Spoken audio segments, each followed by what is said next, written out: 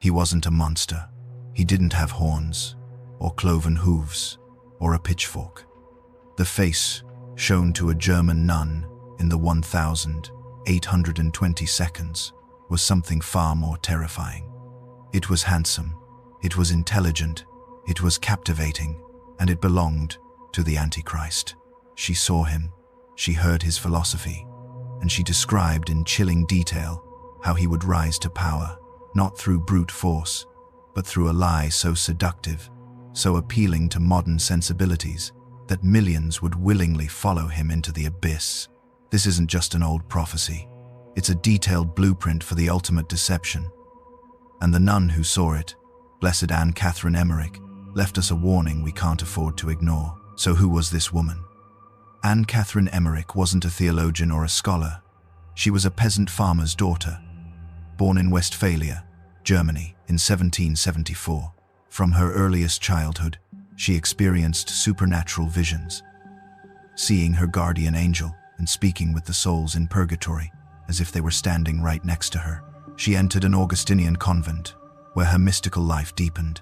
Her piety was so profound that she received the stigmata, the 5 wounds of Christ, which bled openly on Fridays. For the last 12 years of her life, she was bedridden, unable to eat or drink anything but the Eucharist. It was during this time that her visions became a torrent, a cascade of images from the life of Christ, the history of the Church, and terrifying glimpses into its future. One of her most disturbing and recurring visions was that of a great darkness spreading over the Church. She saw 2 popes and 2 churches existing simultaneously. One was the true Church of Peter, the one in Rome, suffering and persecuted, but the other was a dark, counterfeit church, a church of darkness. She described it as a human invention, a religion built on human opinion and pride, not divine revelation. This false church would be ecumenical in the worst sense, trying to create a single world religion by watering down all doctrines until nothing of substance remained. It would be filled, she said, with apostates and lukewarm priests. They would secretly work to build a great, strange, and extravagant church that welcomed everyone and every belief, ultimately emptying the faith of its power and meaning. It was this counterfeit church, she warned, that would pave the way for him. And then she saw the man himself, the Antichrist. Her description is bone-chilling precisely because of how normal, how appealing he is. She said he was a firm, handsome man with a captivating presence. He wasn't a warlord foaming at the mouth. He was a master of persuasion, a counterfeit philanthropist. He would be presented as a great humanitarian, a man of peace, a unifier. He would possess, she said, a diabolical knowledge of all sciences and arts. He would use technology and media to spread his message, a message of a new enlightenment, a new age of reason that would finally free humanity from the shackles of old dogmas and traditions. He would speak of love, tolerance, and progress, but it would all be a lie, a hollow imitation of Christian virtues, twisted to serve his own satanic pride. Crucially, Emmerich saw that the Antichrist would not work alone. He would have a false prophet, a religious figure, who would lend him spiritual legitimacy. This prophet, she foresaw, would emerge from within the corrupted structures of the false church. He would perform lying wonders and use his religious authority to convince the faithful that this political leader was, in fact, a messianic figure sent by God to save the world. This is the ultimate Trojan horse, the corruption of the sacred to endorse the profane. The false prophet would help create a new creed, a new liturgy, all centered around the worship of man, reason, and the state. With the Antichrist as its figurehead, he would convince people that obedience to this new order was obedience to God. What was his core message? According to Emmerich's vision, it was a subtle poison. He wouldn't openly deny God at first. Instead, he would redefine him. God would become an impersonal force and humanity would be its highest expression. The focus would shift from worshipping God to celebrating humanity. Sin would be relabeled as a psychological problem or a social construct. Guilt would be called an unhealthy inhibition. The cross would be seen as a symbol of failure, not redemption. His philosophy would be one of radical self-reliance and self-creation. You are your own God would be his central lie. He would promise a utopia on earth, a world without suffering, poverty, or division, but the price would be the complete surrender of one's soul and the rejection of the one true God. A key part of the Antichrist's strategy, as seen by the German mystic, was a systematic war on the past. He would teach that all tradition is oppression, that all history is a story of ignorance, and that all ancient wisdom is outdated superstition. He would encourage the destruction of old churches, the rewriting of history books, and the mockery of sacred rituals. Why? Because a person with no connection to their past is easily manipulated. A culture with no roots can be blown in any direction. By severing humanity from the wisdom of the saints, the teachings of the Church Fathers, and the divine revelation of Scripture, he could create a blank slate onto which he could write his own dark gospel. For those who refused to accept his new world order, the consequences would be severe. Emmerich saw a great persecution, but one that started subtly. It wouldn't begin with concentration camps. It would begin with social pressure.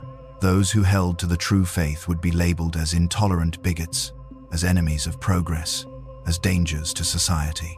They would be ridiculed in the media, lose their jobs, and be ostracized from their communities. Their beliefs would be classified as hate speech. Only when this psychological pressure failed to break their will would the physical persecution begin. She saw the faithful being driven into hiding, the sacraments being administered in secret, and a great martyrdom that would purify the church.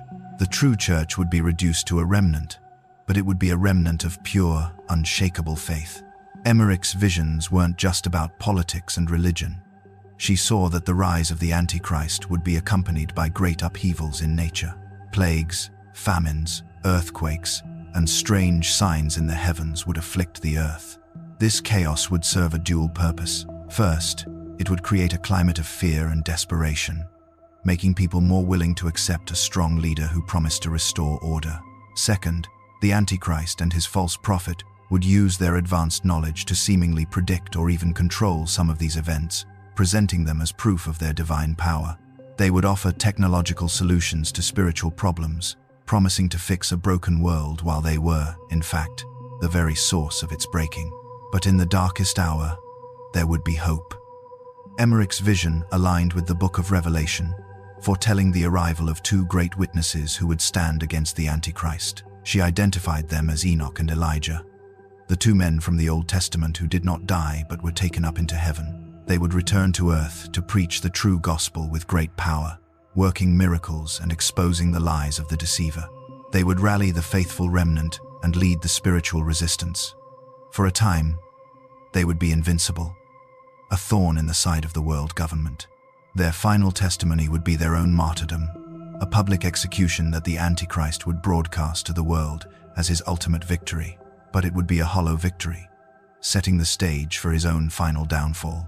Now, it's fair to be skeptical. These are dramatic, terrifying visions. What does the Church say? Private revelations like these are not required belief for Catholics. However, the Church does investigate them. Anne Catherine Emmerich's cause for canonization was opened in 1892.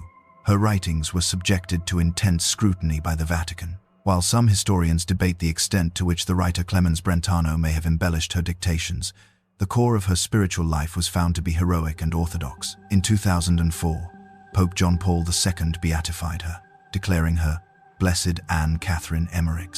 This doesn't mean the Church officially endorses every single detail of her prophecies, but it is a powerful affirmation of her personal holiness and the divine source of her heroic virtue. Her visions, particularly of Christ's Passion, were so detailed they formed the primary source for the film The Passion of the Christ. So why does a 200-year-old vision matter now? We have to be careful not to fall into sensationalism or try to pinpoint dates and faces. That's not the point of prophecy. The point is to recognize patterns. Emmerich described a world obsessed with a false humanitarianism, a counterfeit church built on human opinion, a leader who uses science and media for deception, and a culture that wages war on its own past. Does any of that sound familiar? She warned of a religion of man that promises a utopia without God. Are we not seeing the foundations of that being laid all around us? The value of her vision isn't in predicting a specific man, but in describing a specific spirit, the spirit of Antichrist, which can be at work in any age, seducing us with the same ancient lies. Emmerich's visions were not meant to inspire terror, but to arm the faithful. She didn't just describe the disease, she prescribed the cure. The weapons against this great deception are not political or military. They are spiritual, and they are simple. She stressed, above all, devotion to the Holy Eucharist, which she called the living heart of the Church. She emphasized the power of the Rosary as a shield against evil, and she called for steadfast loyalty to the true teachings of the Church, the deposit of faith handed down through the apostles, not the novelties and opinions of men. The resistance she foresaw was one of quiet prayer, steadfast faith, and the courage to hold on to the truth even when the entire world calls it a lie. In the end, the most terrifying thing about the face the nuns saw wasn't that it was monstrous, but that it was a mask. A perfect, handsome, reasonable mask hiding an abyss of pride and hatred. The ultimate deception isn't an obvious evil that repulses us, but a counterfeit good that seduces us. It's the lie that is 99% truth, the poison mixed with the sweetest wine. Blessed Anne Catherine Emmerich's vision is a 200-year-old wake-up call. It's a reminder to look past the charming faces, the utopian promises, and the popular opinions, and to judge things not by their appearance, but by their fruits. Because the face of the Antichrist is not the face of a beast. It is the reflection of humanity, trying to become its own God.